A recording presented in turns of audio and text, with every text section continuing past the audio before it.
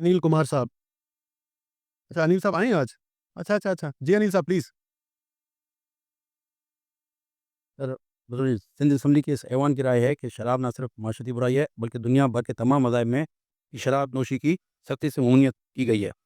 पाकिस्तान में शराब के लाइसेंस को मज़हबी और धर्मी बुनियादों पर जारी किया जाता है। इस अमल से पाकिस्तान की अक़लियती मज़हब की बदनामी हो रही है और इनको माशरे में रुसवाई का सामना करना पड़ रहा है।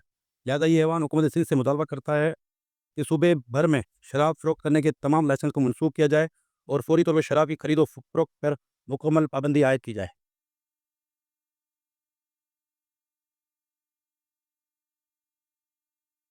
Sir, I oppose it.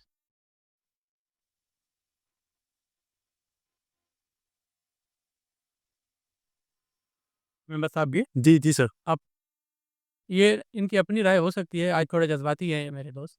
तो बात ये है कि ये बहुत बड़ा तबका जो है, वो महरूम हो जाएगा।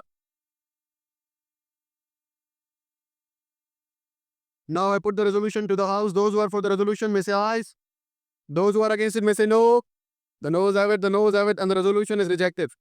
और है हो गए दुनिया से मुसलमान आबूद। हम तो कहते हैं कि थे भी कहीं मुस्लिम मौजूद, वज़ा में तुम हो नसारा तो तमद्दुन में हनूद।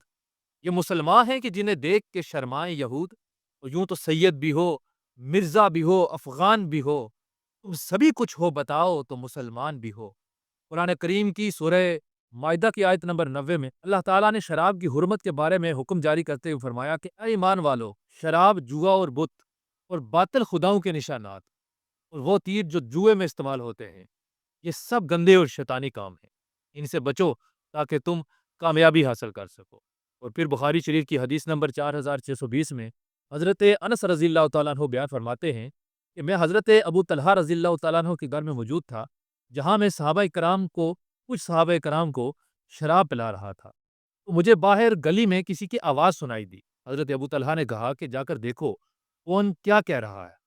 मैंने बाहर जाकर देखा तो मुनादी ये कह रहा था, खबरदार हो जाओ, शराब हराम कर दी गई है। मैंने आकर अबू तलहा को बताया तो आपने फौरन कहा कि जाओ और शराब को बहा दो। रावी कहते हैं कि उस दिन मदीना की गलियों में शराब को बहा दिया गया था।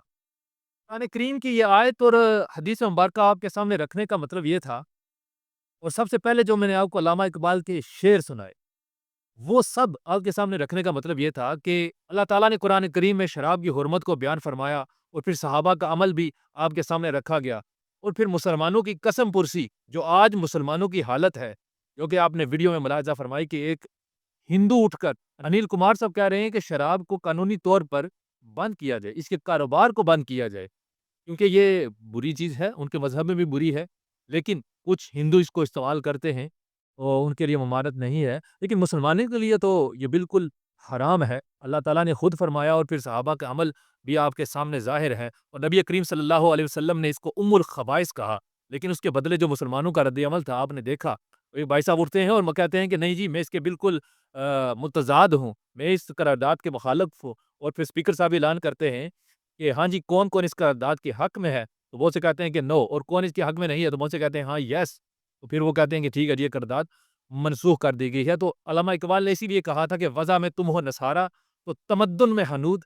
ये मुसलमान है कि जिन्हें देख के शर्माए यहूद। आज मुसलमानों की कसम पुरसी का आलम भी यही है। हमारे माशरे में जराइम की जो शरह दिन ब दिन बढ़ रही है, कत्ल व गारत हो रही है, चोरी डकैती हो रही है, बेहयाई फैल रही है, इसकी वजह यही है कि हम दीन से दूर हो चुके हैं। और शराब को तो वैसे भी नबी पाक ने उम्मुल खबाइस इसीलिए कहा था कि ये तमाम बुराइयों की, गुनाहों की माँ है। जब आप ये पीते हैं तो आपको बिल्कुल होश नहीं रहता, आपके औसान खता हो चुके होते हैं, आपको माँ, बहन, बेटी की इज़्ज़त की कोई परवाह नहीं रहती, आपको कुछ समझ नहीं आता कि आप कहाँ हैं, क्या कर रहे हैं।